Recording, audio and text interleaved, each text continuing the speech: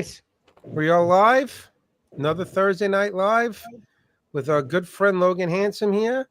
We call him Handsome, I think. If that's better, I don't know. Maybe not in this case. No, that's handsome Jason Hanscom you're thinking about. Oh, there you go. Yeah. All right, so we got Frankie D joining tonight, right, Frankie? We got Rob Adams, Justin Ryan, and our special guest, Logan Hanson. So, Logan, how you doing?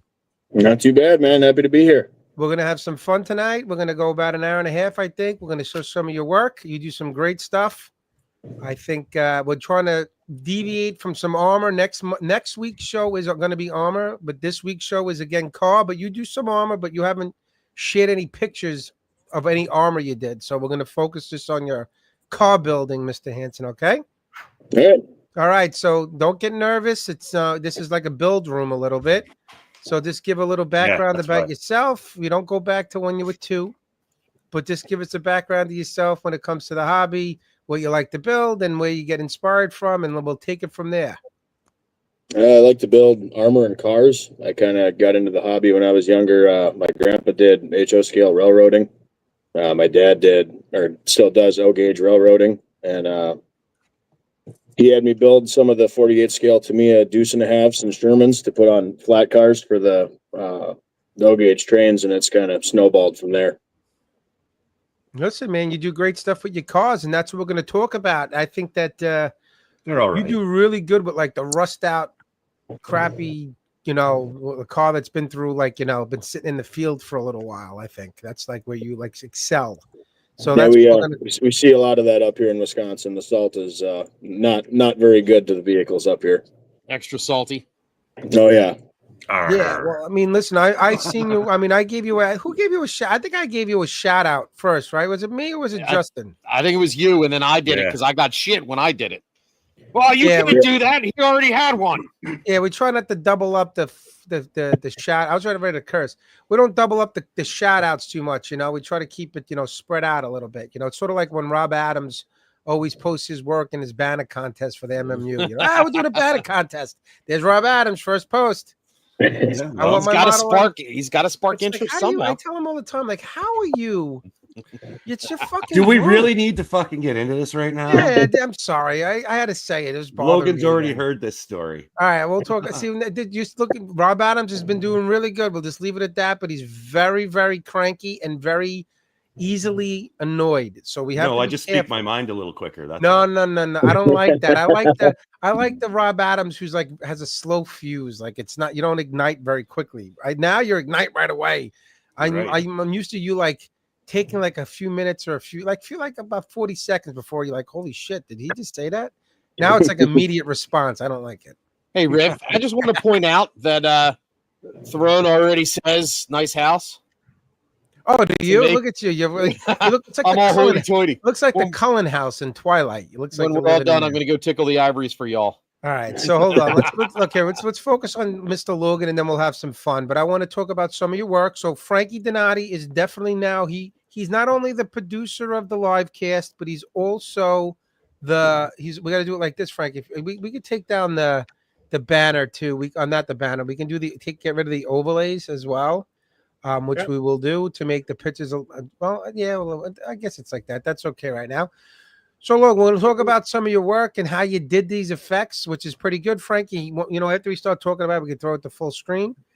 This is freaking amazing, Logan, what you're doing on this thing, man. I mean, the colors and the way the weathering is, I mean, it's very armor, looks very armor centric with the way it is. And I think it's a good way to use it on a beat up, rusted up or older type of car or truck. So what did you do here? What kit is this? What did you do special? And how did you get these effects?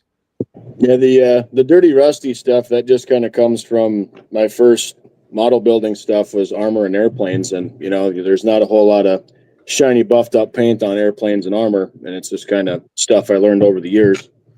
And then I just applied it to cars. The kit itself, this is actually an old, the cab and the bed are from an original release AMT 1960 Ford pickup. The frame came from one of the Mobius, I think it's a 65 short bed Ford pickups. Okay. And I had to I had to scratch build the front suspension on it because the kit didn't come with leaf springs in the front, and I wanted a leaf 2-wheel drive truck in the front. I had to stretch the frame out in the front to make everything fit, and then I had to completely scratch build the tub, the interior, because I didn't have anything leaf to fit. springs. You sent the picture of a scratch built leaf spring. Was that for this kit? No, that's for the green and white truck. All right, well, we'll get to that then. This is okay. So this is like a kit bash, really, and scratch build. Yeah, but most of this stuff is just because it's pretty rare that you find a kit that really fits to do demolition derby stuff, just because the stuff that works best for demolition derby isn't really something that appeals to a lot of car guys. Mm-hmm. And to really make it fit, nothing really works right. Like the wheelbase was right for the truck, but these 58 to 60 Fords, the nose is so much longer between the center of the front axle to the front bumper. So I had to stretch it like, I think it was like 16 scale inches in the front. And to make it work and make it right, you just have to, you got to do it. There's no way around it. There's no way to half-ass it, for lack of a better term. What paints are you using on the sucker?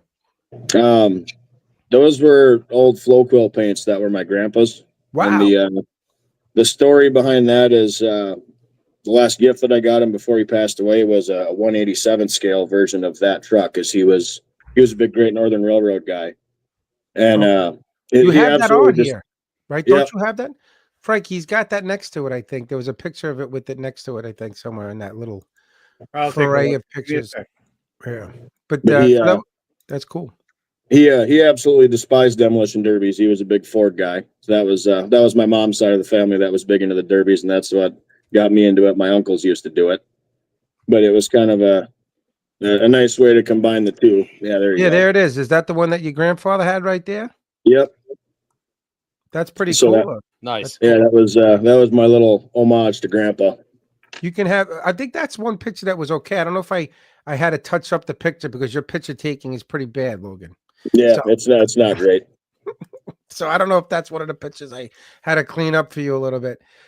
So what are we looking at here, man? Look at this thing. It's this is based on a real photo. I think. As a matter of fact, we just had this truck dropped off at our shop last week. Well, you got your work cut out for you in that case, Justin. Nah, that's a quick total loss right there, baby. Frankie, I think there's the I think. Yeah, I got it. Yeah, there it is. Look at that thing. Yep, that was built by a guy in Grantsburg, Wisconsin, not far from where I grew up in my early life, named Jeremy Johnson. He ran that truck for many, many years and then sold it, and it ran for many years after that. And it was just a really awesome, nasty looking truck, and I wanted to try to build it in scale. It took me quite a while to do it. I've got close to 300 hours into that model. Jesus. 300 hours? Because it started out as a completely straight, fresh body. It was the Mobius 1965 pickup. And the leaf springs that I sent you the pictures of, that the whole front suspension besides the axle itself is completely scratch built. There's about 160 parts just in the front suspension of that truck. Yeah, Frank, I think there's a picture of that leaf spring. This is pretty amazing. Is it white? The leaf springs are all white? Yeah, they're white. Yep, they're all white. No, that's the Frank. Hold on. That was when he had a welding fetish. I remember. Yeah, I think that was the one that Riv shouted out. That's it right there. That's what you did for this model right there. But you scratched built that leaf spring. Well, it's impressive work, Logan. I will say that is very impressive work to scratch build. Oh, thank you. I'm gonna put that back up a minute, Frankie. All right. That looks awesome, Logan. That looks really good, man. How did you would you evergreen strip? You had to measure everything out and cut everything. You just using an X-Acto? Is that what you're using? Yep, for the most part. And the bolts, the nut and bolt heads, those are just the Meng ones. Okay. And then like the steering linkage and all that stuff, that's all scratch built too. And I didn't have a whole lot of really good reference pictures of that truck because most of them were taken 2015, 2016 time period. Okay. Back before cell phones were really, really good pictures or good cameras. So most of as far as the steering linkage and all that was pictures from other stuff. I just kind of had to do a best guess type deal. I think you did a great job, Spot. And that's impressive work that right there. Any Does type it of work? sports building. Now let's No, think. no, it doesn't work. Let's focus Well, on then this I'm not really quick. impressed. Right? So what Yeah. did you do? I know a lot of people I see in the comments are really asking about like that this is impressive work. How did you get the body like this? So it starts out just heating it up, kind of like the bed in the back, how it's all folded over. That's kind of the easiest place to explain it, because you got to heat it and kind of get it into like a rough shape, how you'd want it to, the general shape, I guess you could say. And then as far as sharpening everything up, it's all just Dremels, chisels, and X-Acto blades. It's a lot of work, man, to do that. I mean, that's where most of the time was in that truck. It's harder to do that than to do it pristine, I would think. Yeah, I've got my own opinions on pristine shiny paint, but no, I know you're like, I know you have the. What Justin? What do you think? You're the car guy. Yeah, I know dude, Rob Adams is a car guy a little bit and a motorcycle guy, but you're the car guy. I mean, dude, that's legit, man. That's what wrecked shit looks like. Yeah. And he did that shit in styrene. Yeah.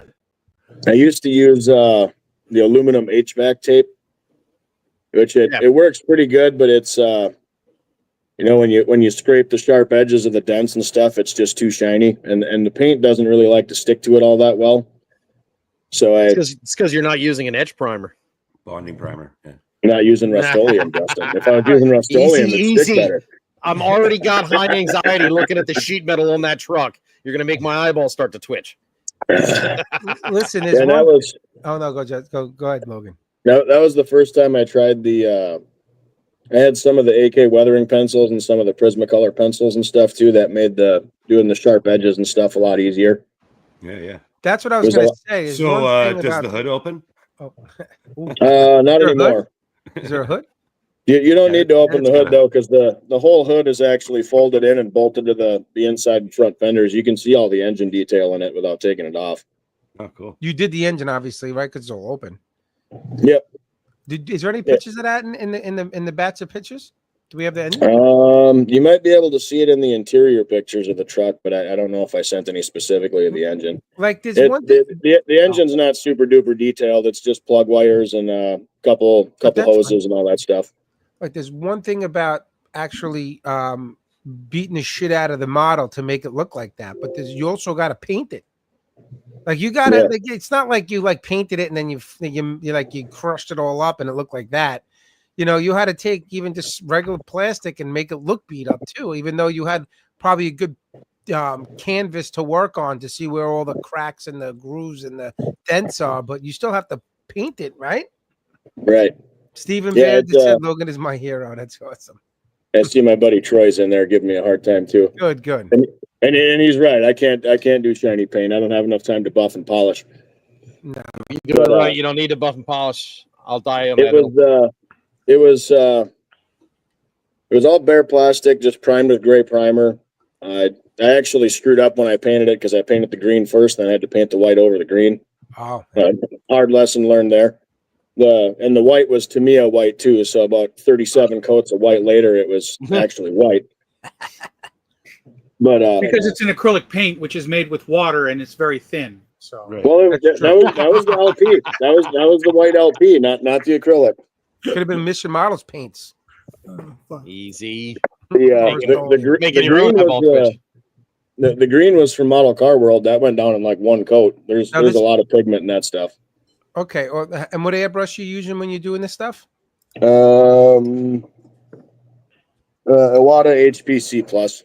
So just a real Wisconsin Uncle Logie that is on TV. Attaboy. Well, it's not really on TV. This is YouTube. This is like public access. That's modern TV, Rob. It's public access right now. Well, this is like Wayne's World before, like the corporation took us over. Sucking my will to live. Yeah, we're gonna no more cursing on the insanity when we become corporate. We all got to get back in shape, and Rob Adams has got to be on this. Oh, Rob Adams is on his best behavior. Look, that's an awesome picture. That's your grandfather, Logan? Yep, that's his layout in the back. Or he had a big oval of track. I actually have that over here. It's in pieces at the moment, but He was big into the HO scale stuff. I've got a couple of his locomotives and stuff. All the flow quill paint, that was his. Like a lot of my tools were actually his too. So Right. Well, we already looked at this one model. That this is very impressive. You're a Rust guy, but you do have a couple of clean builds in there too, though. Let's look at one of those. Riv, this photo wasn't for the truck. This was for the poignancy of little itty bitty Logan with Grandpapa. Yeah, well, Logan, you had a big freaking head even when you were a little kid. I did. I noticed you like wearing hats, and you know what? Even as a kid, they were trying to put a when hat I on look that like big this, melon man. of yours. When I look like this, I gotta wear a hat. You look people beautiful, go blind. Let it happen. Look at Yeah, now we appreciate it. Not only big, but red too. Doc Scale Models just said Logan didn't have hair back then even. He's right. Doc is absolutely right. Nah, that's awesome. Okay, so hold on. So let's just talk shop route for a little bit here. This is I love another this truck. impressive model. This is the truck that I gave him a shout out on. This is really freaking nice, Logan. This is out. Like if you put this on the road, this looks like a real vehicle right here. Like forget about clean, nice, pristine builds and paint jobs on a car. This is amazing. This is real life right here, man. Yeah, it's I always like crew cab trucks. I've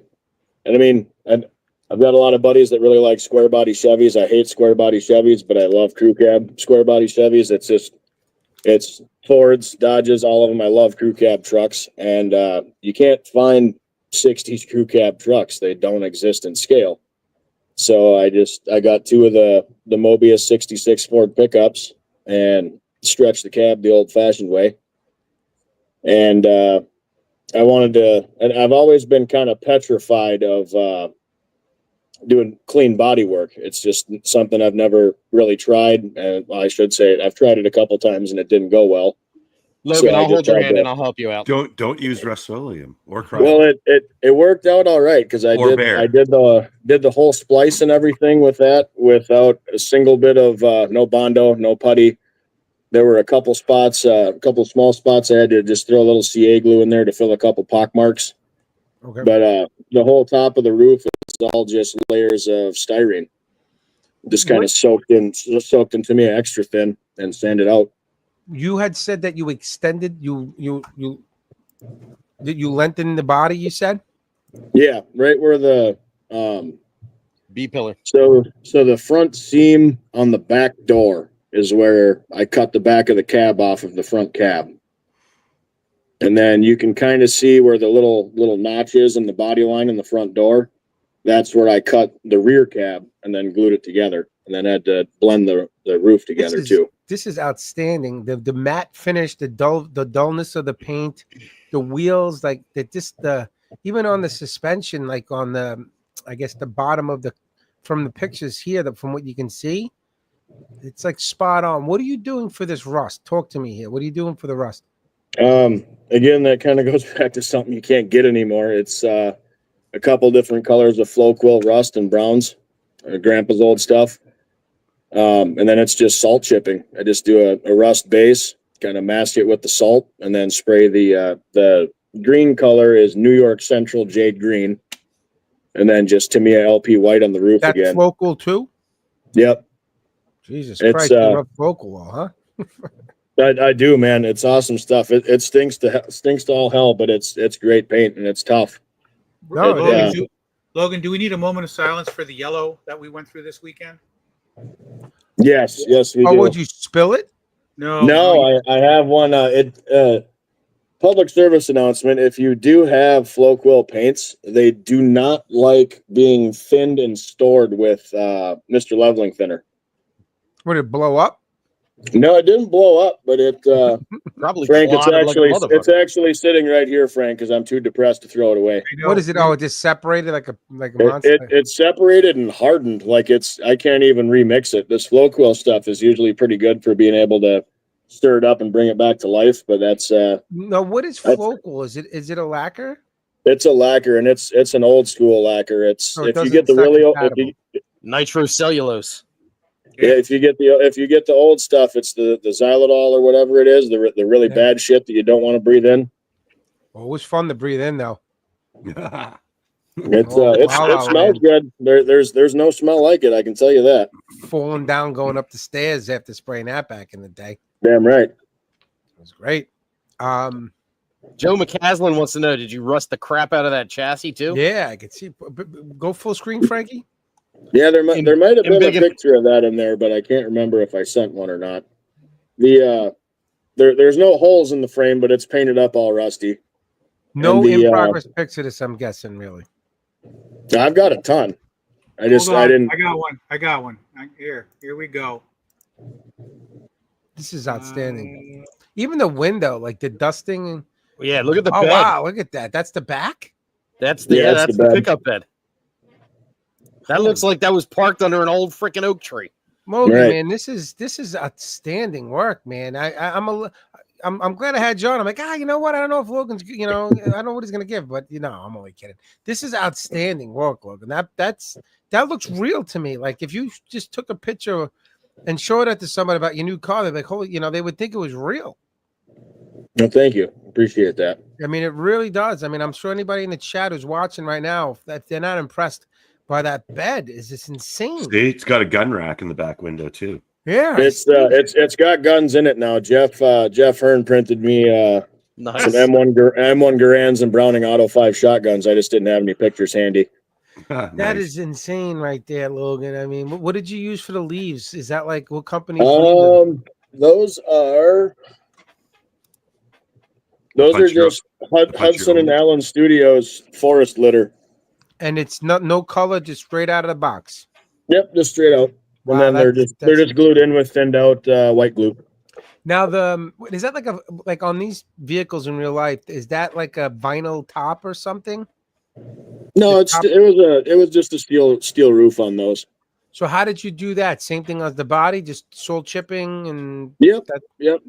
outstanding. Yeah, and it's the kind of, I guess you could call it stained on the white, the rust stains. That's the weathering pencils again, and a little bit of oil paints too. I do a little bit of everything, like the streaking rust in the doors and stuff. That's usually oils. And I'm not super great with the oils yet. I'm working on getting there. Right. But doing the rust on like the frames and stuff, I've found that you do your base rust color, add your pigments, all that crap, and then I actually take thinned oils on the brush and kind of flick them on there in darker colors than the rust, Right. and it gives that nice kind of I guess you could say pitted look to the rust. Yeah, John, it is really well done on the fenders. Like I was going to say the same thing. What's getting me here, Logan, on this piece is the randomness that you have. Your mind is always looking for patterns, right? Like Right. naturally your mind wants everything to be symmetrical, to be patterns. And in the real world, symmetrical and patterns is not happen. And that's what this is just like the randomness and the chaos on this body is just perfect. And the Well, box is tweaked too. What's that, Yeah. Robbie? The box is tweaked too, which adds more to it. Yep. Yeah, there's definitely some Bending Some there. Some cab mounts rust. need some work. Well, not just I would say the bed probably does too in real life. Yeah, and if you go back to that picture, Frank, of the bed of the truck, the wheel wells and stuff, I made sure to dent up too from throwing shit in the bed of the truck and Yep. bending it up and all that, because that's my uncles had hunting trucks my whole life, and the hunting truck was always kind of a beater, and that was the first thing that got smoked in the bed was the wheel wells. Always, wow. yeah. This is a lot of real world experience on your end, looking at a lot of these cars growing up, seeing these things rust and dent and decompose and stuff, right? I mean, that's what this is. Impressive work, Logan. I had to kind of restrain myself on that one too, because I didn't want to go too wild with the rust as far as rusting out holes and stuff, because I put Wyoming license plates on it, and the vehicles don't rot in Wyoming like they do here, because they don't salt the roads as bad, but they get a lot of really bad basically like sun bleached or sun baked paint, and that's kind of more what it's supposed to be, is just kind of surface rust instead of rotted out completely. Man, that's awesome. Really great work, Logan. This is a great piece, man. Have you ever Thank brought you. this to a show yet, or this one has never been to a show? It's been to 2 shows so far. How'd it do? I took first in the truck class in Madison, and then I brought it to an NNL in the Twin Cities. It didn't get This anything was there. at the But Nationals. You took a first at no, the no, Nationals. no. Their spring show. Okay. The Mad City Modelers does a show in the spring in Madison every year. Well, I think you should bring this. If this Some- came to a national, I think you do well. Sungwar in the comments said he wants to see you take some pictures of this thing outside in natural daylight with natural backgrounds. I should. Well, listen, timeout. And man. then try to sell it on Facebook Marketplace. Right, that's funny. But one step Yeah, at a that time. would be funny. That would be funny. He can't I take know what I pictures in a got. booth. I don't know if he's going to properly take a picture outside, though. For Christ's sake. That's true. Easy. My booth kind of sucks, so I can kind of half chalk it up to me, half to the booth. You got to take better pictures, man. All right, let's go to another couple of pictures. Pictures look fine to me. Listen, you know why they look good? Because Rob Riv. Oh my God, here we go. Oh, Fucking photo Oh my retoucher God, too. everybody's got to be opinionated, man. For Christ's sake. Riv, is that why your builds look so good? It's all the photo editing, or what? Yeah, man, absolutely. Well, He no, doesn't build nearly as good as he looks. I bring up the shows so you can say it. It's the backgrounds. All right, so what are we looking at here on this thing? That's a 1967 Imperial that I built for a derby car. Okay. I probably forgot to send the second picture of the grill when it was solid. Okay. So everywhere that you see on there that's open on the grill, around the letters, the headlights, the slots in the bumper, I had to actually open all that up. Oh wow. Around the letters was a pretty stressful experience. Oh yeah, there it is.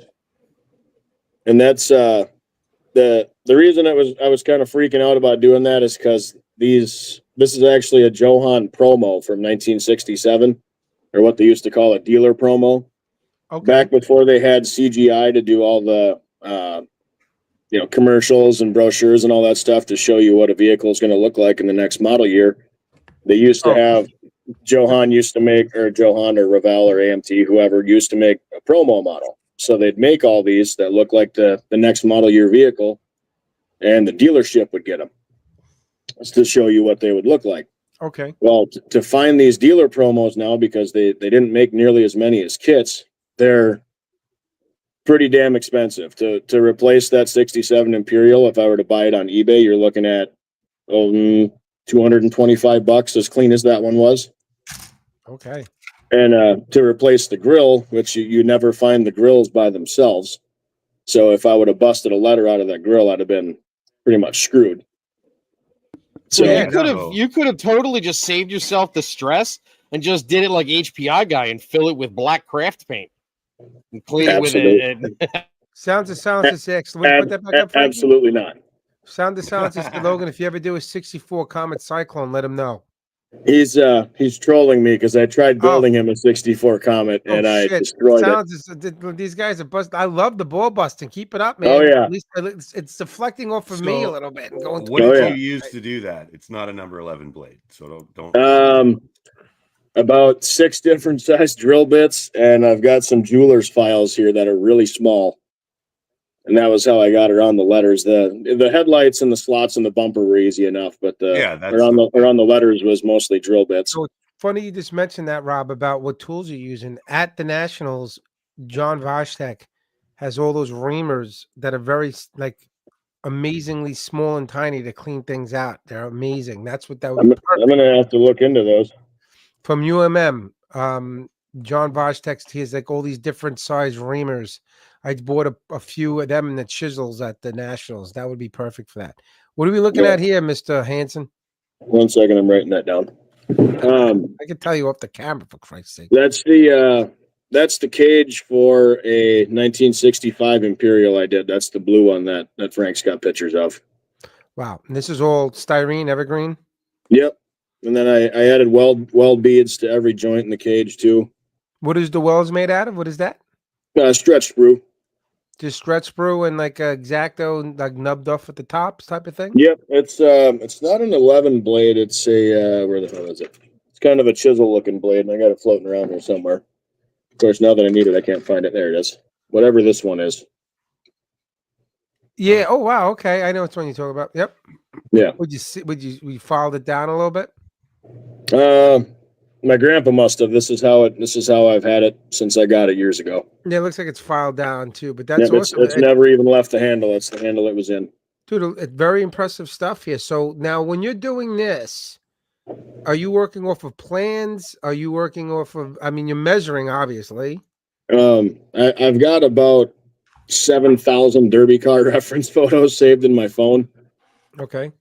Between cars, trucks, compact cars, all that fun jazz. And it's just kind of it's not based on any particular one cage I've seen in a car, just kind of an amalgamation of everything I've seen. Mhm. When the guys build the 1-to-1 cars nowadays, they're built pretty heavy, and it's a bit heavier than what you'd see where I grew up watching derbies, but it adds a lot of visual interest when it's done and painted. Yeah, man. Are you using a miter cutter for this, or are you just using ruler and just cutting it with I use the UMM miter boxes, the little aluminum miter boxes. Oh wow. Okay. Well, dude, you don't have a cutter, like a miter cutter? No, I've tried a couple of those, and the ones that I did have, I mean, they were cheap ones. They weren't anything great, but the blades would deflect too much on bigger styrene or thicker styrene, and it would be too wonky. So I just said to hell with it. And I just used the razor saw. RP Tools and Display has a good one. Reference photos help with builds like no other. Logan taught me to use as much as possible. Okay, I'm glad Logan is rubbing off on some people. Well, that's one of the tenets of model building and painting that I use is don't paint what you think you know, paint what you see. So right. What are you Who looking was at? that that said that? Was that Steve Bear that said that? Yeah. no, it was oh yeah, I thought you meant me. Yeah, I got to quit teaching him stuff. That dude, he's come a long way in the last 2 years, dude. The build he's got for September is going to whoop my ass. I think Creeping up on you, man. This is why you share just enough to get them by, just so they can feed themselves. You don't let them sit at the buffet table pigging out. They take all the food. Logan, enough. You sent me this good. one. I hope he does beat me. You sent me this one on the weekend. That's why you'd sent me this one on the weekend when we were chatting. So I just thought I'd throw it up there because the doors are very impressive. What is this? Yeah, this is great. That's the station wagon I'm working on right now. Wow, Frankie, I'm glad you shared this because this is pretty amazing.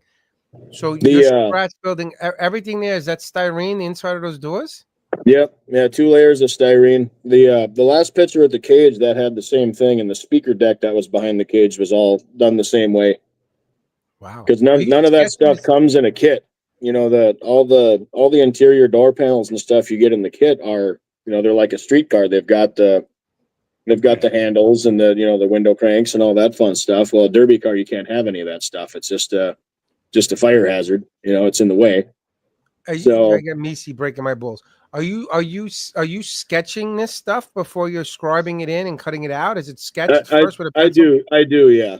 So what I'll do is I'll do the back piece is all just one big long piece, and this is again why I use and save so many reference pictures. Like if there's any derby guys watching this, all your shit that you post for sale on Facebook, your interior pictures, I'm stealing all of them. That's a public service announcement. So like you see where the holes are punched all the way through on the stampings. That back piece, they're punched all the way through on that, and then I do another piece over the top for the kind of raised detail. Mm-hmm. And then there's certain spots I'll punch it all the way through, and other spots that I won't on the second layer, and it just kind of gives it more depth. Right. And those inside the door shell pieces that he's got there, they're legit. That's basically what the inside of a door looks like. Mm-hmm. Yeah, there's some improvement to be made with them. I'm monkeying around with different stuff to get the edges a bit softer.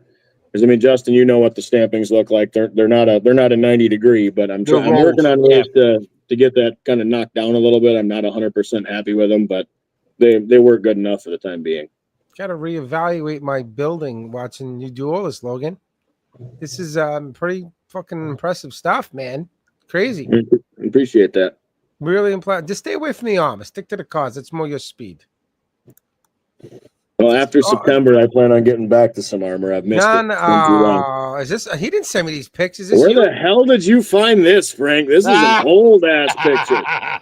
This What is is this? why This wasn't I even am sent the to us. fucking most underpaid producer. Frankie, this is conciliary why. you'll Listen, ever this is find. why you were given before the show. I You need to give him a said, raise, Frank, Rip. I need to speak to you. This is we're talking business here. Business. I said, Frankie, you are now not only the producer, but you are the AV guy. El Producero. He goes, how can I be two things? I go, listen, we're working grossly on the budget right now. Over budget, I should say, over budget. And we don't have any income coming in. So we all have dual roles. So you are the AV and producer right now. Rob Adams is he's like the gopher. Yeah, he pays me off in model kits and sexual favors. And thankfully, I've really Justin's the audio guy. He's the oral guy. Oral guy. No, so hold on. So you didn't send this picture. Frankie's just pulling shit out of the air. This picture is like 15 years old, dude. This I was gonna say, ancient. let's stick to the cause. Now bring this up larger, Frankie, so we can make fun of him. I'm digging it, Frank. And they're both work in progress pictures. You really did me dirty on this one, Frank. Look at those tracks. Look at I those figured he was tracks. going to bust your ass on it, Logan. So this was my way of giving you a little bit of a backup to say, go fuck yourself. Here they are, right? Yep. I've actually still got the Tiger is actually mostly painted now. I'm looking at it right here. The T29 is finished and all weathered up. The tracks are not straight flat black anymore. It's all weathered up and finished now. It's in the case back there. I love it, Frankie. Well, this is like this is your life where they just start bringing up shit to make people cry. You made Logan cry a little bit when you brought this up. It was fantastic. That's 3 houses and 2 kids ago, man. That's a long time ago. That was before that. That was when life was easier. Because people don't want to talk about this, so I'm going to show you this. Oh man, this is crazy. There's another great picture. There's 2, Frankie, I think, in the background. That's the rotted out look. Yeah, wow, Logan. This is the rolling of that, right, Justin? Like how the rust is rolling the metal too. Like you have all that in there, man. Yeah, that's kind of a work in progress picture. It looks a little bit different now.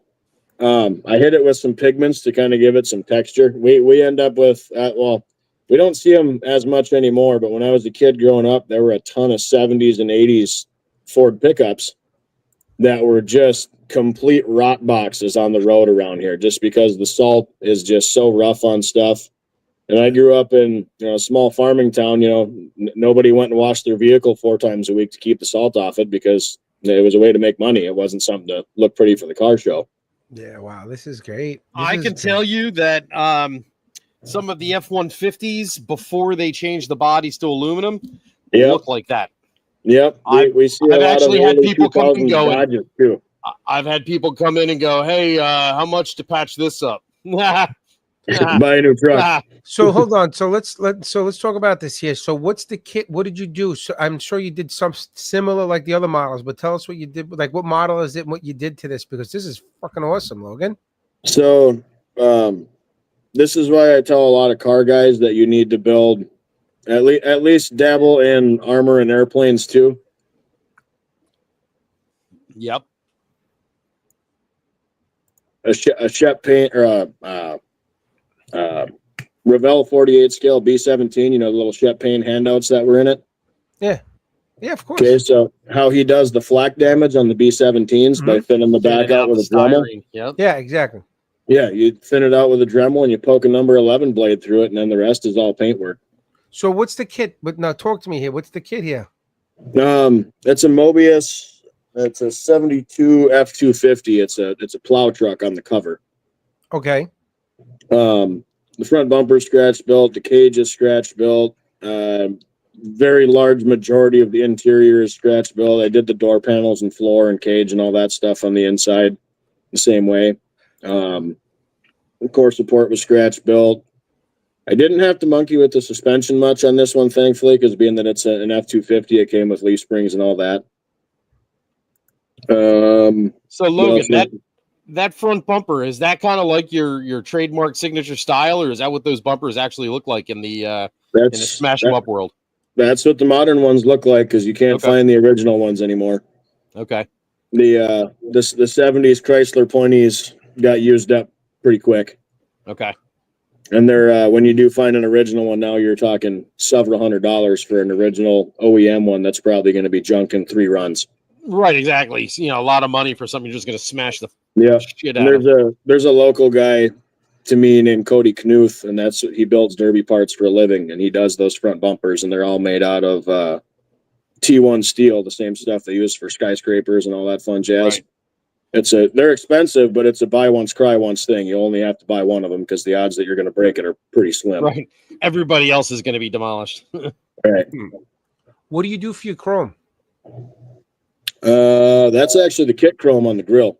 Oh wow, you don't do anything. You don't strip it, do your own. You just use that. No, I did touch up where it's heated. I had to heat it up to bend it. I tried. I actually had 2 of those grills. I tried bending one without heat, and it just snapped. I did have to heat it up a little bit, and then I just touched it up with a chrome pen. Nothing too spectacular. What about on that? What's the heat What do you want to say, Rob? Yeah, what's the heat source? Just a big cigarette lighter. Oh fuck. Okay. What? breathing in all that fucking fine smoke, eh? Chromium and styrene. Well, no, I hold it away from my face. Okay, there you go. You're good. Well, on the one truck before that had all the rust on it, the one that had like all the debris in the back bed, there was rust on the chrome in the front bumper. So was that also the chrome from the model? And then you just the front bumper was white. It was painted white. Oh, was it white? Yeah, I think the grill was the kit chrome just with a flat coat over it is all. So so the bumper's white? Yep.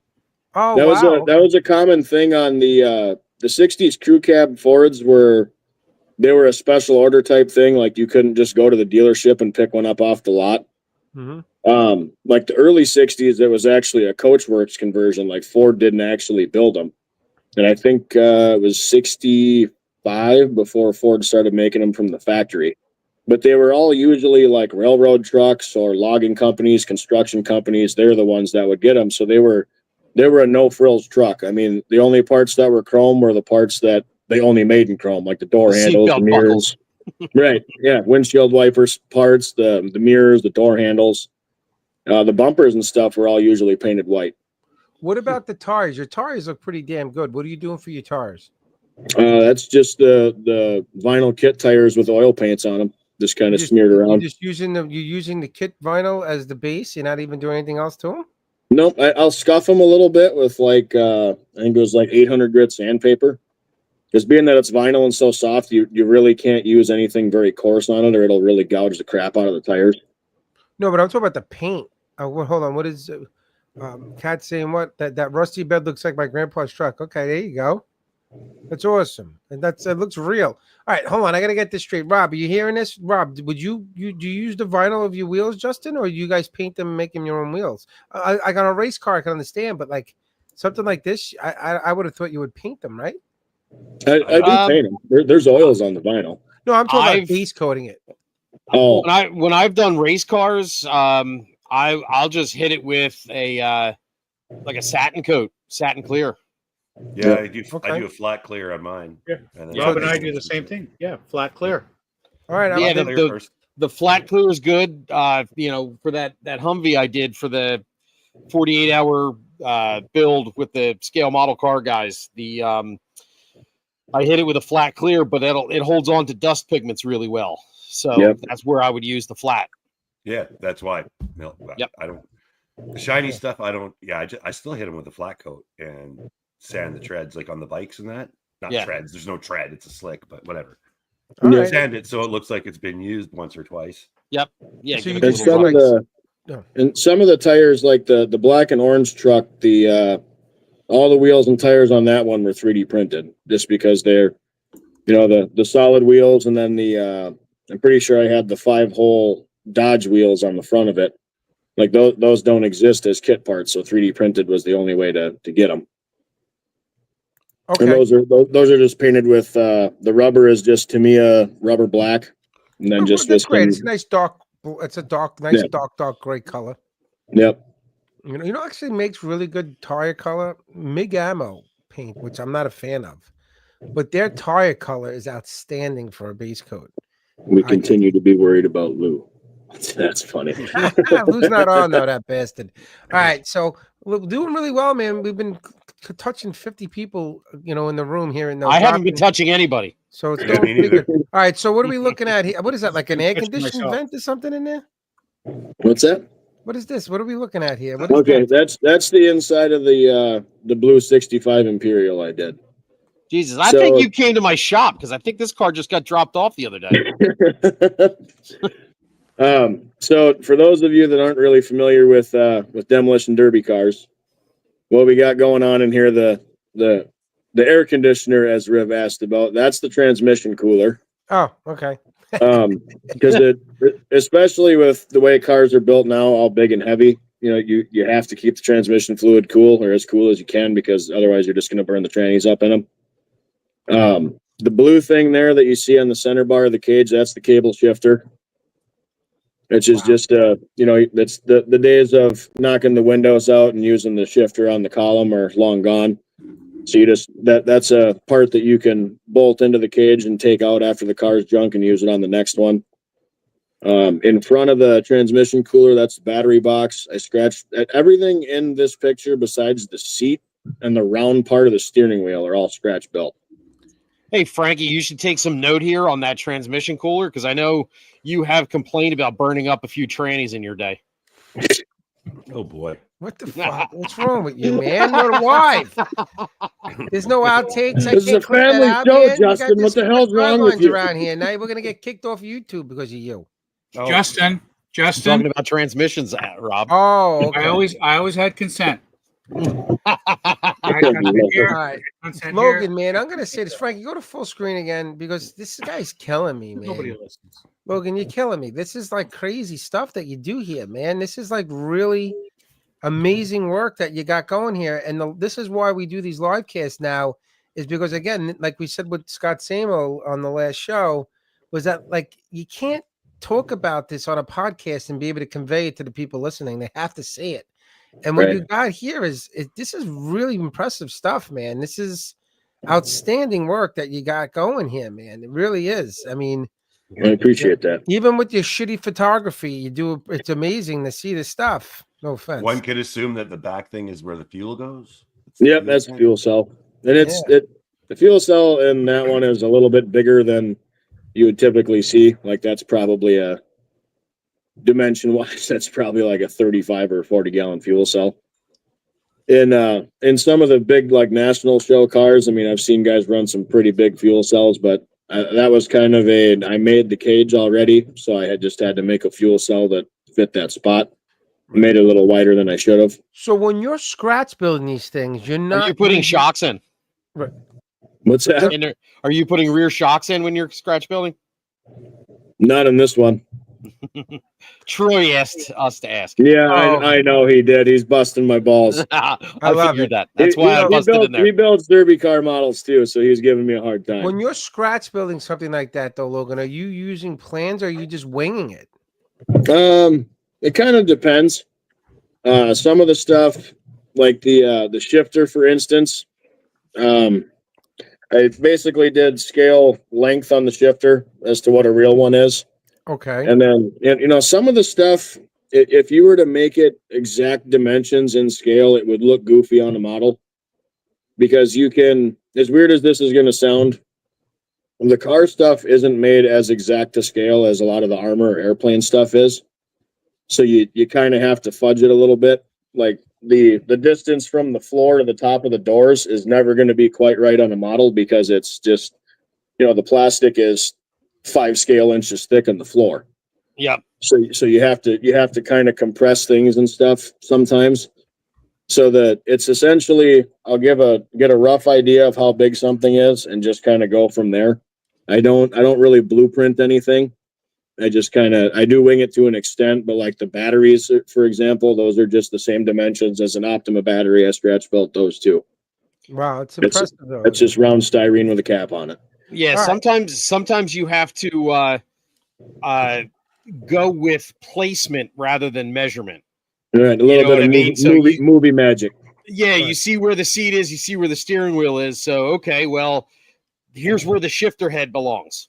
You know what I mean? I don't care if it's 3 inches tall. that's where it belongs in relation to everything else. Yep, and that's kind of the steering wheel is actually a little bit closer to the seat than it would be, but it was either I have the steering wheel sitting way too high, and it just looks weird seeing it through the window, or it sits on the seat. So I kind of had to find a compromise there because the floor is so much, it's just you got to make it work. Yeah, And who's going to argue that that's not right? Making it work. Yeah, Jason Hanscom just said that's pretty impressive winging it. It is. All right, so what are we looking at here? This is actually a clean car. That's the inside of that one you were just looking, or the outside of the one you were just looking at. Wow. Okay, so this is it. Okay, talk to us. So what is this now? So a lot of people when they think demolition derby car, they just kind of think a rusty piece of shit, something you pull out of the trailer park and knock the windows out of. But I grew up going to Pine City, Minnesota, and watching the derby there every year as a kid. And they take their paint work and their car appearance pretty seriously up there. So I mean I've seen guys with derby cars pull in there painted with PPG paint. And Justin, you know how expensive PPG automotive paint is. It can be. They've got their cheap line, but yes. Yeah, and I like sharp looking cars. I like the chrome on the cars because a lot of the guys up there they leave a lot of the chrome on the stuff, and they look sharp. It's not something you see pretty much anywhere else. The window nets or the window net that you see on there and the turnout headers, those are very much a Minnesota thing. Never been to a demolition derby. Never. I live in Long Island. There's not much demolition derbies over here. You go on YouTube and look up Pine City, Minnesota demolition derby sometime when you're bored. So this car's gonna get beat up then eventually. That's what this is meant to be. This is meant to be. It would be, but I'm going to build a smashed version of this one. I have another set of paint masks for the side of it. Now the decals up top, which says Logan Hanson 93. That's obviously your birthday year. So what is so how did you do that? Like you made your own decals? No, those are Slicks decals makes it's like a gasser lettering set. So it's each letter is individual on there. Oh wow, man. That's great, man. And then the notorious Chrysler Imperial, for those of you that know cars, that's a play on the fabulous Hudson Hornet. Yeah. One of the first NNLs that I went to was over in the Twin Cities. That's again, with those of you that aren't familiar with car stuff, NNLs are kind of the big deal for car modeling. And Tim Casper had a fabulous Hudson Hornet. It was either a salt flats racer or a drag car that he built. And I kind of wanted to do a play on that because when I seen that, I wanted to, I knew that there was a lot more to go in car modeling than I had gone so far. So that was kind of an inspiration to take my interior stuff to a bit of a higher level. And you did. And when I was younger, the movie Cars came out, and the coolest character in that movie is Doc Hudson. So right. And it's kind of weird hearing you say that when you were a kid. The movie Cars. Holy shit, man! My kid was a kid when Cars came out. Damn it. Yeah. Logan could be like. I mean, your mom was my age, so I could be your freaking father. For God's sake. Oh my God! Well, please no. Logan, my oldest is only a year older than you, so. Oof. So it's so crazy, Logan. Listen, man. Your grandfather was a big inspiration for you, obviously, with your modeling, and it shows in your work, man. But your attention to detail is second to none, man. It really is impressive. It really is. You don't get this when you're in the build room talking. You don't see what people are working on. Everybody's you're just seeing everybody's fat face. Logan, you got a question there. What's the beige thing coming out of the driver's side window? That's just that's a stick, Theron, and it's one of when you're out and your car can't move anymore, you break the stick, and then no one's going to hit you anymore. That's just to tell everyone else that your car's flag. Done. Pretty much, yeah. Oh, okay. So when I first saw this car, I kind of envisioned this as like the pace car for the demolition derby. Nobody touches it. Yeah. There's I put a bunch of pictures up of the derby in Pine City this year. I went up there in August, and there was some super slick stuff up there, man. Awesome they stuff. were just smashing the shit out of. They take a lot of pride in their stuff up there, and I like to think I take a lot of pride in mine too. So yeah, that's the inspiration for it. What are we looking at here, Logan, with this guy? That's the 67 Imperial that I did. Okay. That's the one where I opened the grill up and all that stuff. Okay. And the shark on the roof, the story with that, my mom's brothers, they used to derby when I was a kid. That's kind of what really got me into it. And they had the little puppets, and I got one of them up here. And they're from a show called Street Sharks that was like before my time. And I remember that. Yeah, they'd put the little puppet up on the roof, and I found a local guy that was able to scan the puppet and 3D print the sharks for me. Nice. Okay. The Street Street Sharks was roof. kind of like an attempt to grab the Teenage Mutant Ninja Turtles market. Yep. It was exactly what it was. It was like the GoBots of the Teenage Mutant Ninja Turtle world. Yep. Oh wow! Look at this. Well, hold on a minute. I didn't have this picture. You had this. You didn't have this picture. Just be quiet, be pretty, do your thing, and let. He's the AV guy, man. He's the AV guy. Frankie's doing his homework, man. Wow! Look at this, man. This isn't. The yellow one. Like you got to talk about how you painted this sucker, please. No, there's nothing to talk about. That's Flow Quill Railbox yellow over gray primer. That's why I grabbed the picture, because just to show everyone what that poor little bottle did for you when it was still working. Oh, that's the yellow that no longer exists anymore, huh? Oh, you make no mistake, Frank. I still got 3 or 4 bottles of it. Awesome. And I see there's a little stuffed animal up top too. Is that what you were talking about? That's that shark, yeah. That one I did. It's one of my mom's brothers who was. He was more like a big brother to me than an uncle. We were only about 10 years apart. He died at like 32 of heart disease. And that was kind of my nod to him. He's been gone a long time now, but that was a car I did as kind of an homage to him. That's nice. Really nice, man. Hey, I just want to let you know, Logan, that you are now an international superstar. We got Luke Carswell of the Black Rifle Model Works checking your shit out right now. I was just talking about Luke just yesterday. I guess that his ears were itching. I got to message this guy. Need his assistance.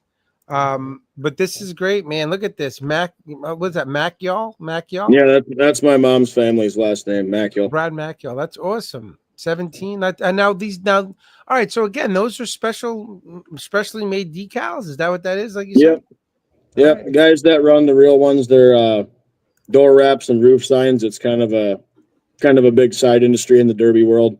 It's everyone's little personal touch on their cars. Yeah, that's so cool, man. He's bad, no expense.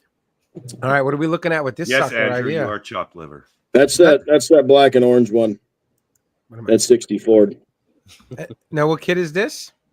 That was the original issue 1960 Ford pickup.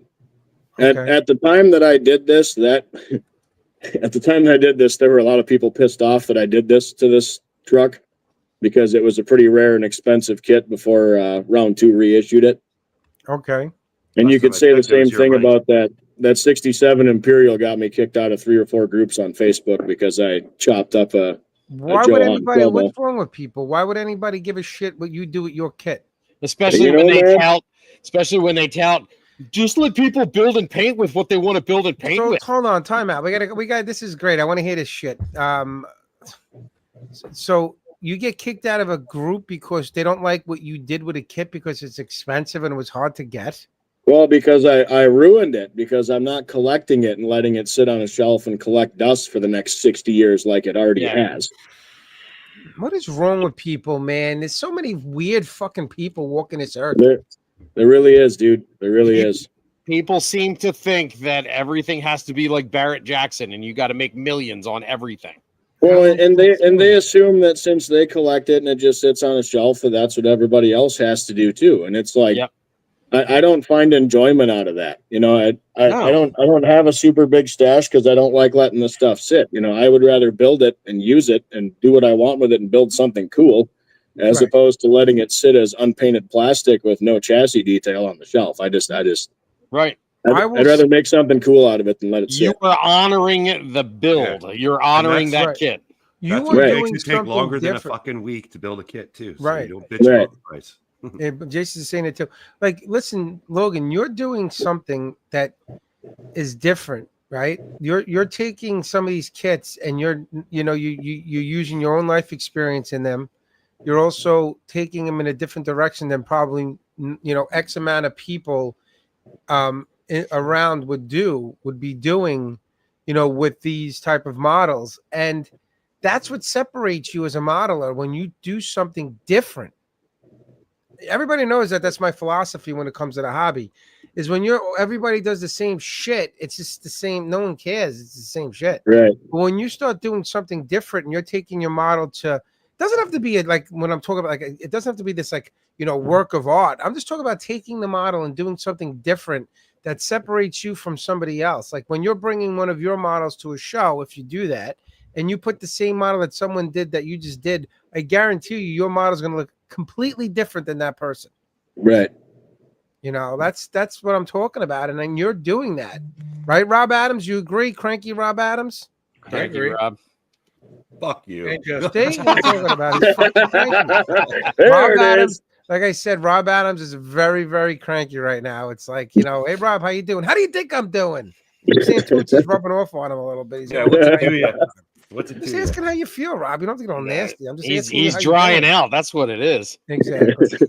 Yeah. So any more pictures? We got a couple more, don't we, Frankie? No, He's all- we actually went through all my pictures and everything I Oh downloaded. wow! All right, so we'll just talk a little bit. We've been going for a little over an hour. We'll talk a little more, and I'll that's put a about background shot up for you, just to make you happy. What's this background? What? Don't just keep talking. Pretend like I know what Oh I'm doing. my God! This is how we're Pretend I didn't going. say something you didn't hear. All right, no, Logan, you do excellent work, and the chat really enjoyed a lot of the stuff that you showed, and this really brings out. See, people want to know about the real Logan Hanson now. You see, now you might be you might have some fanboys going on over here. No, maybe. Nah, you're not gonna. No. Oh, you didn't even show the 10 Imperial, did you? Is there something? You know what? Leave them wanting more, Logan. Yeah, make them come find you. What I is was this? I was hoping you had that one because that one's even better than the green and white truck. All right, no, it's if you sent it to me, Frankie's got it because I sent it to him. So let's see. I love that green and white truck though. That thing reminds me of that blue Dodge in Christmas Vacation. Right. Yeah. Logan, what was it again? You wanted this? Was it the '63 Imperial? Yeah. Yeah, It was I'll get her up. the Give me a minute. tan one with the pink interior. One of your buddies called you. You do it. One of your buddies, I think, is on Logan. He's like, you do pretty good builds for a ginger. And he gives you Yeah. Yeah, it happens. I love it. It's great. Frankie, come on, man. You were just anointed the AV guy tonight, and you can't even work the station properly. I got to give it to Justin now. Excuse me. Dude, don't give it to me. I don't know how to do that shit. I know. I'm not technologically set up like that. Wow, this is another one that you beat the crap out of, huh? Yep. Frank, if you can get a picture of the back of that one in there, the back of it's where that's the money shot. Oh, That's where the mad. He brother. likes shooting it from the back. Oh, Jesus Christ, Justin. There's nothing wrong with that. Yeah, that one was a lot of fun too. That one's that's another 250-ish hour car right there. Wow. Now, when you say 250, 300 hours, are you actually clocking on these? No, that's a rough estimate. I mean, there could be more than that in it, honestly. That one, the Right. body was a real pain in the ass because Literally. So the body is I think Revell or AMT made the 63 4-door Imperials. Then the floor and frame are from the AMT 57 Chrysler 300 kit. But I had to shorten the frame because the wheelbase isn't the same. And then I rolled the whole back end up into basically under the back window. Yeah. And if you're familiar with how long the trunk is on a 63 Imperial, there's a whole lot of sheet metal rolled up into the back, metal rolled up into the back of that. So that was a boatload of Dremel. Yeah, that's what it started out as. Wow, that's what it started out like that, and then what we just had on that previous pick is the end result. Yep. Wow, man, that's crazy, man. I mean, the whole banging up is one thing. I'm talking about the paint job, how you're bringing out all those folds and those Wrinkles and the wrinkles. the Yeah, you're cracked bringing paint. it all out. It looks, it looks like it's easy. No, it's not. And here I am working on a couple of different car models, putting them aside because I don't feel like putting the brain power in to figure out how to create a motor mount to put in a 3D printed motor in a freaking car. You're doing this shit. Yeah, on that rear tire, are you representing that like the tire like came out and just went over the rim? No, they do bead locks on a lot of those. Derby guys do. I don't know. Because then the front bumpers are right at the perfect height to basically hit it right in the sidewall on the top of the tire. Okay. And they take a bead lock and turn it into essentially a sidewall protector. Wow, look at this. That's impressive stuff. And like it's when you talk about the time that it's taking you to make one of those projects, is it more the paint job than the build, or the build's taking a lot longer than the paint job, right? The build takes a lot longer than the paint, honestly. Well, even my buddy John's saying that that's impressive. Did you use aluminum foil for crumpled panels? Kevin Smith is asking. Not on any of the ones you've seen here. The only part of this one that's aluminum is the very back of it. So in between the frame rails on the back there where the leaf shackles are, the leaf spring shackles, the floor is aluminum because I had to be able to get the body on and off. If I would have made the floor out of plastic, I wouldn't have been able to flex it enough to get the body out, because the frame rails are actually essentially crushing the trunk and body and holding it on the frame in the back. So I had to have a little more flexibility in the floor and flex the frame rails to take the body on and off to fit stuff. So does this thing won anything? Plastic. Yeah, that one won a best of show. Oh wow! Yep, there it is. It goddamn better have. Okay, so when Frank, you are on the money, man. When you're saying you used aluminum, is that aluminum foil? It's that's aluminum HVAC tape, so it's got adhesive on the one side, but it's the same thickness as foil. Yeah. All right, I'm gonna ask you this question because I do on some of my armor builds that I've done. I use aluminum catering tray, which is so you just take the catering tray. If anybody's listening, you take the catering tray and you roll it out with like a rolling pin if you have to. If there's any of those little impressions in them, and then you have just a thicker aluminum foil, but it's like a much thicker and much more. You can really work with. I do like exhaust shrouds, side skirts, anything that you need to do. You can make it out of this aluminum catering tray, and it's amazing. Obviously, you can't solder it because aluminum you can't solder. But it's amazing for something like this. I think even for you as a car modeler and doing some of the things that you're doing with this, you should give that a try too, because it's fucking amazing. Yep. I mean, you might not be able to get the crumples like that, like you have on there. Yeah, it's really compressed, but too thick. It works. Yeah, I've done it. Yeah. And if anything, that would give you a more realistic crumple because it's metal. Right. Yeah, the HVAC tape is kind of a nice in between. It's thicker than like aluminum foil, but not quite as thick as the catering tray. Who remembers? Now Logan's too young for this. I don't think he was alive when this was out. Maybe Rob Adams remembers this, and Justin. Who remembers that game years ago where you used to take the aluminum foil and you put it in, and it used to make the mold of the car, and you used to crush it in the demolition derby game? Do you remember that? I don't know who it was.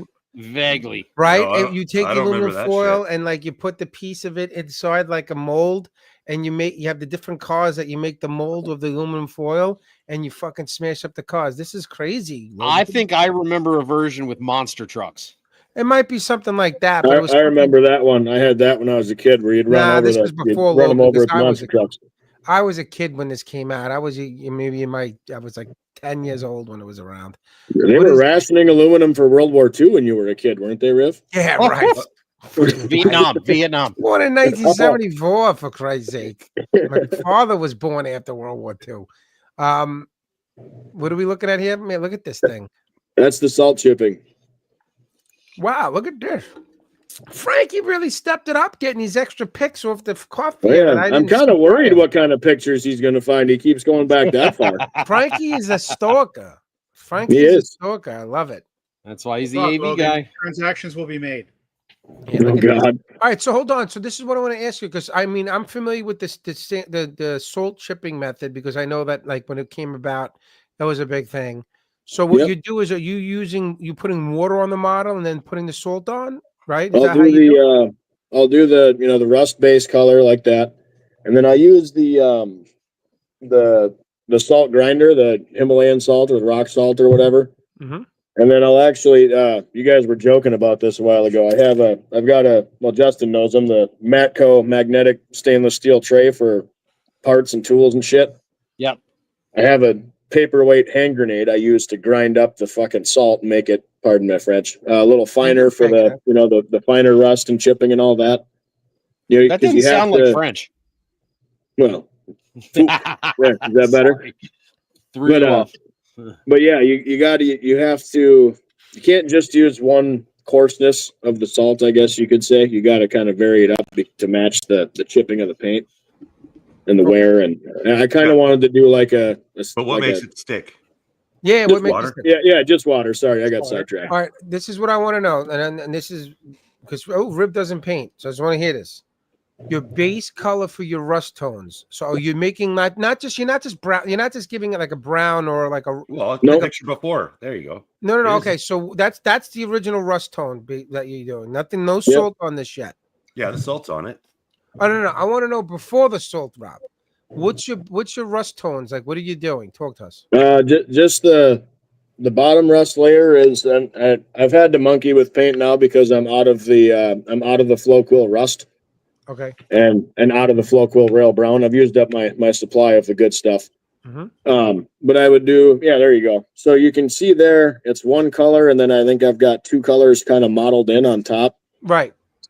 And honestly, I can't see colors super duper well that are similar in tone and I'm whatnot. the same way. I'm colorblind with that as well too. And like in the background, I've got 4 different colors back there. So it's you kind of mix it up and it's just enough to give it enough interest to catch your eye. And then I'll usually hit it with once the lacquer is all cured and stuff, I'll hit it with pigments that are thinned with Tamiya acrylic thinner. You haven't said what color you're using though. He doesn't know. He's colorblind. I don't remember exactly. The base color for that one was Flow Quill rust. That's what I want. Okay, so you're still doing Flow Quill with that, and that's the salt on there. I was at that time. Yeah, I'm all out of it now. So I've had to monkey with other stuff. No, when you drop the salt down and it's stuck on there, then what you're doing, you're just taking like a napkin or a paper towel or something, just rubbing it off. I set it in front of a fan for a little while, being that it's salt, it dries out super fast and it sticks. Because it'll adhere itself to the model. You don't have to use glue or nothing. Just you can set it on there when it's damp. Just set it in front of a fan. It'll be dry in 20 minutes, and then you can paint. Paint over it. So once you paint over it, but when you want to remove the salt, what do you do?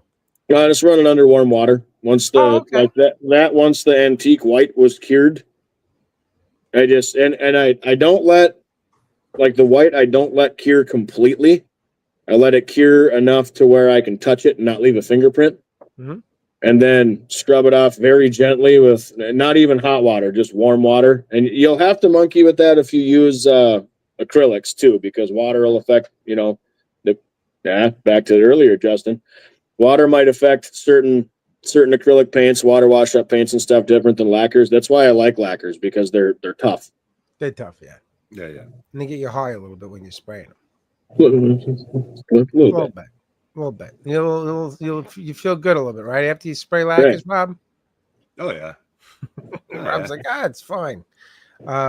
That's awesome. Look at this. It's even more pictures here. What's going on? Diorama time. So the diorama here? All right. So the one on the left is the one that I did the whole body with HVAC tape. The whole body? The doors and the roof are plastic. The whole rest of the body is aluminum HVAC tape. And I did that build. I have a trophy for that build from 2014. So that's 11 years old. Wow, that's pretty impressive stuff right there, man. Yeah, that was my the first bent one I did. That was actually the first derby model I did as an adult.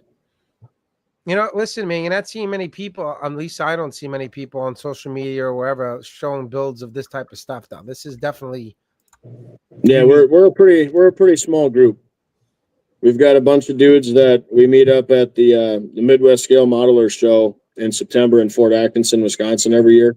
And that's coming up. That's what I'm getting that Mercury station wagon done for.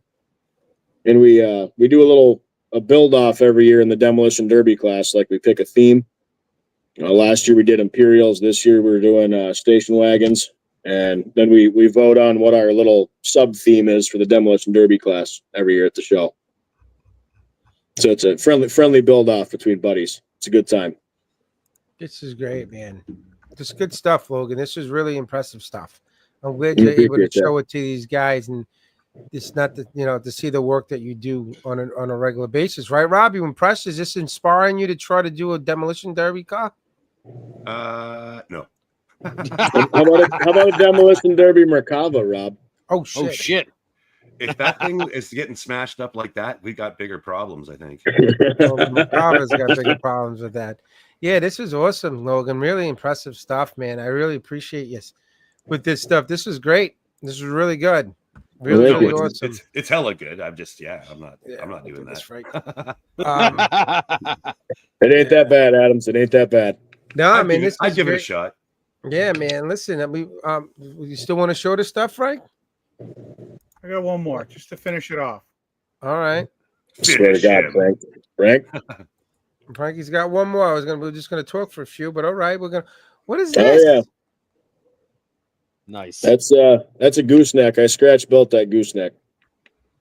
Jesus. But the trailer? Yeah. You scratch built that whole trailer. Yeah, because they don't exist in kit form. Now guys are kind of you see people now and again that are 3D printing them. Yeah. Okay. Yeah. But I couldn't find one at the time that I wanted, and I wanted something that was heavy enough to where I wouldn't have to worry about it bowing or bending. So the side rails on it, Frank, I don't know if you can find one of it in progress in that same album. I think I have a whole album of those pictures. But yeah, there you go. So the side rails on that, it's actually rectangle styrene tube with C-channel that's smashed together, sleeved inside of that with rectangle brass tube inside of that. I could put 2 die-cast cars on that and it wouldn't bow. Wow, this is wow. Even the fuel stains on there look real. Yeah, if any derby guys can attest to you that a nice clean trailer doesn't stay nice and clean for long in the derby world. No, Right. not at all. Clean trailer is that must be new. Right. And it was that balsa. Is that balsa wood or something in there? Yep, just balsa wood strips. Yeah, man. And look at that, man. Wow, this is From Hobby Lobby, from Justin's favorite store. yeah. There you go. And then you paint this, dude. That's impressive stuff, man. That's Logan. I don't know if there's nothing you can't do, and when it comes to the car stuff, it's really crazy, man. Yeah, shiny paint. I can't do that. Yeah, do a race car. I think you could. I've got a couple race cars here. It's just a matter of doing them. I think you could definitely do something shiny if you wanted to do it. I think. Just a matter of how much I want to polish it. Yeah, this was great. We're just gonna talk about a few things before we get off. You know what I'd like to see? Best of both worlds, Logan. Get yourself a one of those kits from Monogram from the NASCAR kit from Days of Thunder. You know, I want one. I want to do the Exxon car, the 51 car. Smash it up and still have it shiny. Right. That's true. Cars. That's true. Robin's awesome. racing, baby. Robin's racing. I want to get the Exxon car, the Rowdy Burns car. I've always loved that paint Your buddy job. Troy said you pretty can't nice. paint shiny things. Your buddy Troy said you can't paint shiny things. I can't. And Troy does very nice shiny paint. And our buddy Craig just said that the trail is awesome, and it was really, that's great stuff. Logan, you really outdid yourself. You were a great guest tonight for this. I appreciate that. Thanks for having me. Of course, I fulfilled my obligation to you to have you on something, and now I don't have to worry about you anymore. Right. You just kick me to the curb now, right? No, I knew you would do great, and Frankie really pulled through, finding all your stuff that you didn't want us to see. Like, he's like, we're gonna put private investigator as like another tag for Frankie Donati. He's producer, AV guy, and private investigator.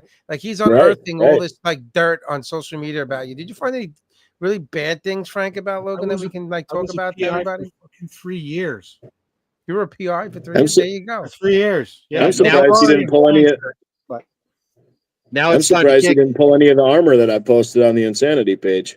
I was going to, but you know what? I wanted to talk about what was great, and what was great were those trucks that you built, right? So we're not talking about your shitty armor. We're talking about your great car. I don't mean it like a backhanded argument. What I mean is like just no, I know. But listen, and how you did it and the techniques, right? It's just, you hear about it, you read it in the magazines, but to see someone that uses those techniques and builds upon them and gives what you want to give, right? You're like, I joke that my son calls us, right, niche internet micro celebrities. Yep, right? 100%. And I love that niche word because you've got a niche within the automotive world for your model kits, and that's what you love, and that's what you build, and you don't have access. No one's going to make you that kit so that you can put it together. You do it yourself, right? Exactly. You manifest your desire in automotive crafting, and so that needs to be applauded because it's fantastic.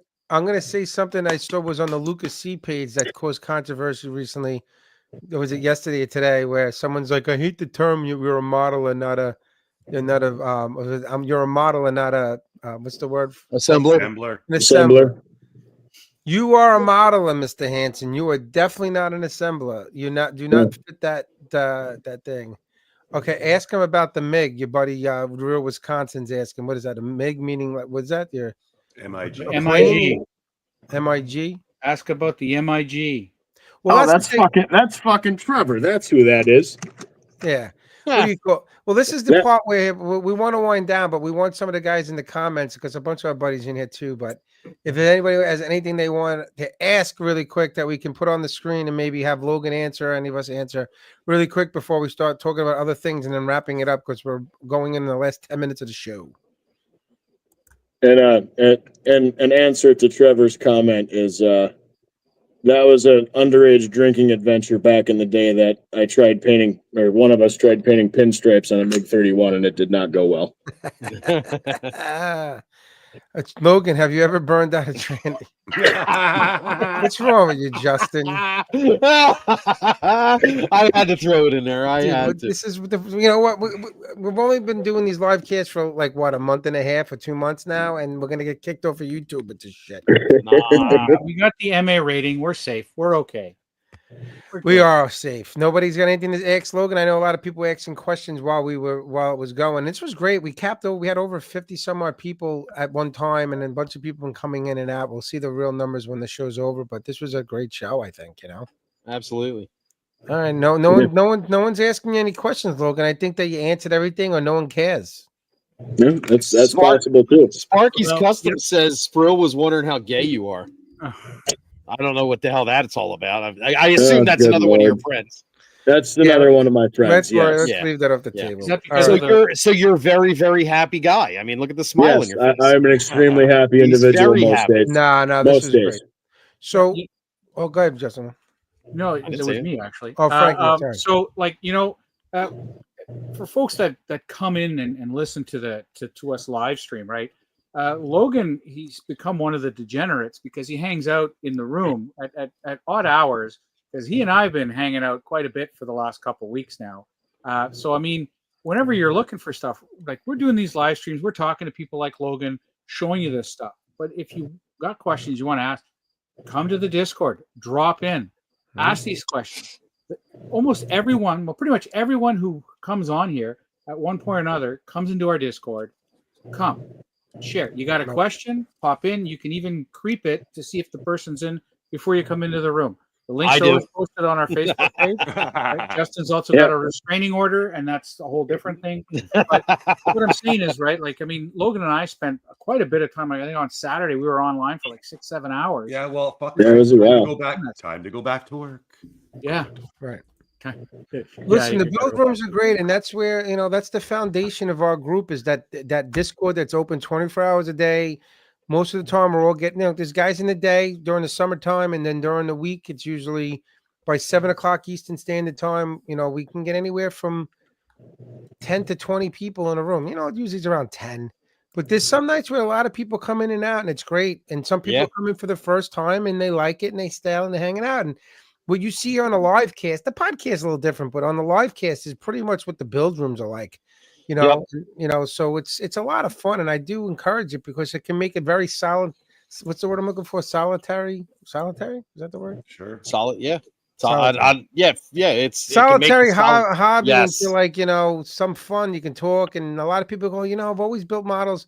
I just listen to podcasts or listen to something, and I come into these build rooms now, and then you're involved in a conversation, and people come in and they're a little don't want to talk, or they kind of like don't say much. And then like Mike Outlaw is a good example. Like he came in, he was never said anything. Now he never shuts down. No, that's a bunch of horse shit. That guy came in like a goddamn wrecking ball. Yeah, remember? He was calling you. He drove his bulldozer right into the fucking right. I seen he actually just commented the skid steer tires are actually really old resin casts. I have 3D printed ones, but they're like a dude that I knew was getting out of printing, and I bought enough to last me 3 lifetimes. But Mike, if you want to get them, you can go to like a Tractor Supply or Fleet Farm, whatever you have in your area. The little kids' toys that they have at the tourist trap shelf next to the cash registers. That's where we got them for years in the scale model derby community. One of these guys, who's this? Maximum Planetism said, so when are you doing that car called an M-103? I guess that's another joke. I've got an M103 here to build for him. Oh, that's your buddy. Okay. Yeah. Yeah. Chuck is like, I want you to hit the pace car because you were talking about Days of Thunder. Yeah, no, listen, Frankie did a pretty good job. Just it was good to talk about the build rooms. We have recorded our next episode. Was it episode 35? I'm hoping to have it out by the end of the weekend. That's a fun little show we did. And we were at the Nationals, IPMS Nationals, which was fun. Me, Justin, and Santucci were there. We were there only one day, and in all honesty, that was enough for me. I know people are like, oh, I could have been there. Like Rob Adams, like, oh, it's great. I can be there for 10 days straight. Bullshit.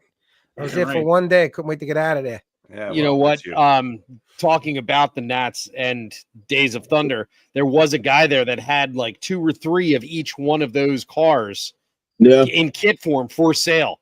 And I saw them. I'm like, oh, I should buy one of those, and then I was like, nah, I don't need that. And now talking about it, I'm like, God damn it, I should have.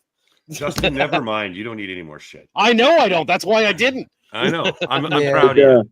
There was a dude that did. There was a dude that built, I think, 4 of those, and he did them as the camera cars from the movie when they were filming it.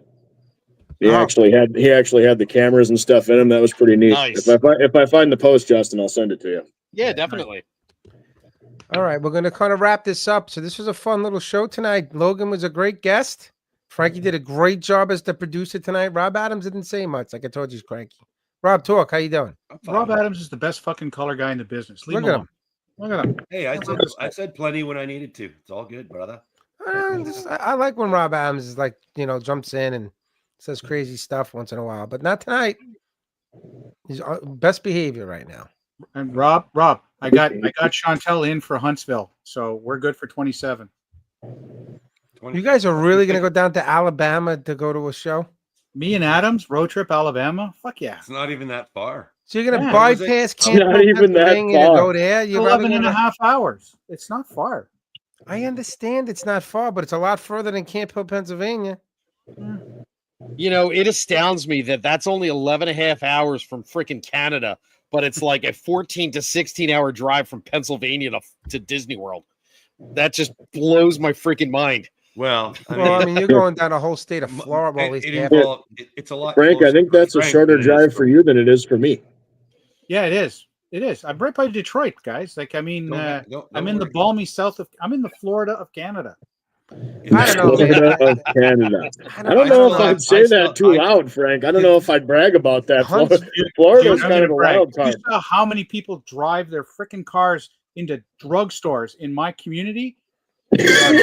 Well, listen, the next IPMS Nationals is in Indiana, and it's only a month, like a couple months after AMPS Nationals, which is also in Indiana and South Bend again. So someone's getting one of those shows is going to suffer from that. So it's either going to be IPMS or it's going to be AMPS. So AMPS might not have the bigger turnout, and more people might go to IPMS or vice versa. Because I'm going to tell you right now, not many people from New York or Long Island are going to AMPS Nationals and then going back 2 months later back and driving to Indiana again. Yep.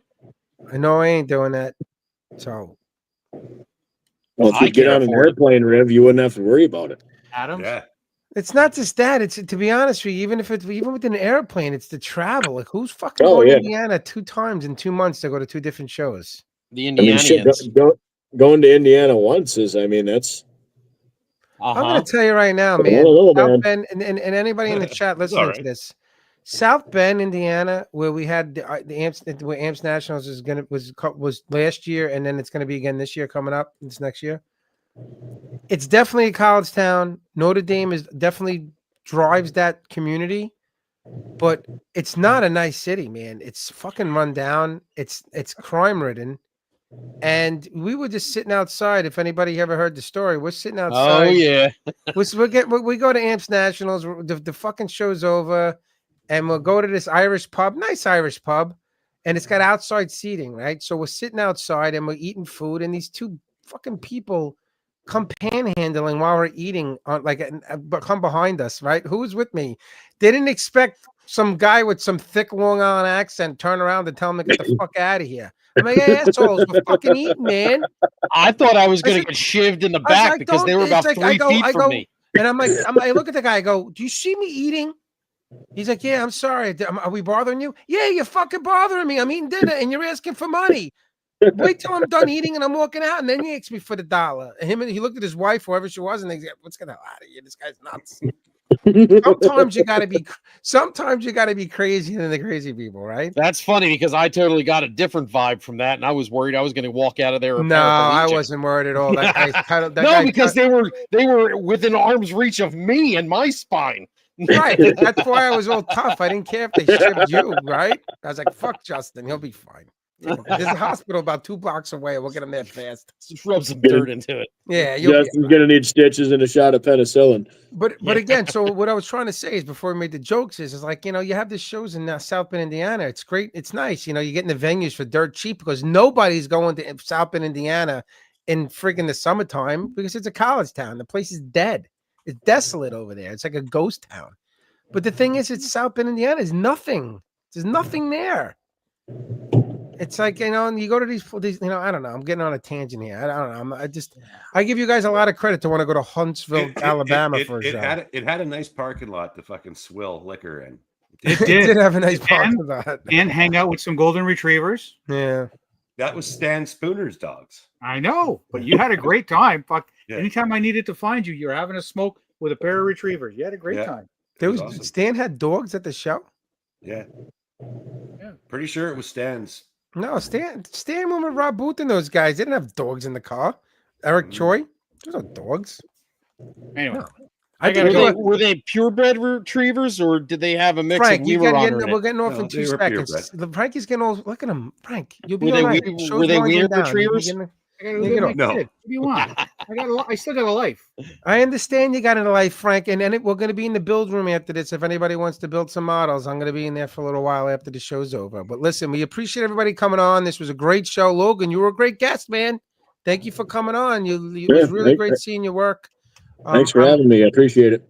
Very impressed with the stuff that you do. In all seriousness, I think that you need to get some of those pitches out there more. I think a lot of people need to see your work because it's really inspiring, and it's going to maybe inspire people to try some things. I was going to spam every group. God damn it! Yeah. I'm gonna post less pictures now, Adams. Nah, it was really great having you on. So next show we will have a Thursday night show next week, and actually speaking of Stan Spooner will be our guest on the next live cast next Thursday. My co-host on the Quarter Scale Madness podcast. So if anybody listens to the Quarter Scale Madness podcast, which we have not had a show in a little while, we kind of go on a little mini hiatus after every show. We always knew that would be a little more niche. So hopefully we'll be recording a new show for that. But Stan will be our guest on the next live cast. And is that not is that the second to last Thursday of the month? Yes. Mm-hmm. All right. So so what we're going to be doing is because of that, because next Thursday is the second to last Thursday. So the last month of the last week of the month, we do not do a Thursday show. We're going to be doing Friday on the bench again for the last Friday of the month. So if anybody wants to come on and show their builds, last time the first one went really well, but we had about 11 people on. We're going to kind of limit that a little less. We're going to probably get like 6 or 7, 8 the most for this time around. So if anybody wants to come on to talk about their builds, message me. I'm going to put a post up on the Facebook page to see who's wants to come on and talk about their work, and just have some fun and some laughs like this, and try to get as many people on and try to get everybody an opportunity to have get on the show and show their work and have some fun. Right, Justin? Absolutely. Are we all done wrapping it up? We're wrapping it up. Everybody, All right, everyone. For your oral pleasures, make sure you head on over to modelpodcast.com. It is the consortium website where you can find all of your favorite podcasts and blogs. Now, you may even find a new favorite in there, but it better not be something different than the Insanity. So, guys, check out modelpodcasts.com. And I will ask, guys, if whoever's in the room, if you can, drop a like and a subscribe on the channel. There's also a like on the video because we're trying to boost those algorithms, and we're almost at the 2,000 subscriber mark. We're only a little bit away, maybe like 60 people away or so from maybe. Are we at the begging stage already? Listen, okay, time out. This podcast or this show, this thing will never ask for $1 ever from anybody. But I'll ask you to do a subscription because it's free. Subscribing to the channel or giving a like is not costing you $1. It's just taking hit that thumb and bang that bell. Right. Just give us give a like to the video, and then also give us and subscribe if you haven't done so. Most people in here probably have. We're almost at the 2,000 mark because it boosts your algorithms and some more people can see your videos. There is a lot more content coming to the Insanity TV. I got a couple of build videos getting ready. Frankie did a video. Santucci actually did a video and did a great job. So I got to go finish doing those videos, and we're going to get them up. And we'll have some more content for everybody. And again, live cast next Thursday again with Stan Spooner. So we're going to wrap it up, all right? So for the Modeling Insanity TV and podcast, I'm Rob Riv, with my co-host, Mr. Justin Ryan. T's and P's. Everyone have a wonderful evening. Mr. Frankie Donati. Thanks for spending some time with us. Mr. Rob Adams. Later. And Mr. Logan Hanson, our guest tonight. Thanks for having me, guys. All right, guys. Thanks for watching. Cheers. I appreciate it. Be safe, and we'll catch you on the flip side.